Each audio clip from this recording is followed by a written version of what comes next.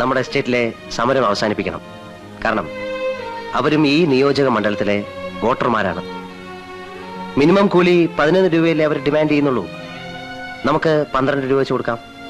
Minimum കൂലി 12 രൂപയോ? എന്തിന്? വിട്ടിത്തം പറയായിരിക്കും.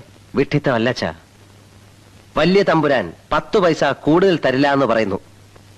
അച്ഛൻ എതിർത്തിട്ടും 2 രൂപ കൂടുതൽ തരാമെന്ന് പറഞ്ഞ് ചെറിയ തമ്പുരാൻ സമരം അവസാനിപ്പിക്കുന്നു. തൊഴിലാളികളുടെ ഇടയിൽ എന്റെ സ്ഥാനം എന്തായിരിക്കും?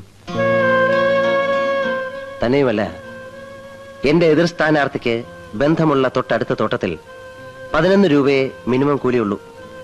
നമ്മൾ 12 ആക്കിയാൽ അടുത്ത തോട്ടത്തിൽ തീർച്ചയായും സമരം വരും. ഇലക്ഷന്റെ ബഹളത്തിനിടയിൽ സമരം ഒതുക്കാൻ അയാൾക്ക് സമയം കിട്ടിയെന്ന് വരില്ല. അതും ബാലറ്റ് പേപ്പറിൽ എനിക്ക് ഗുണം ചെയ്യും.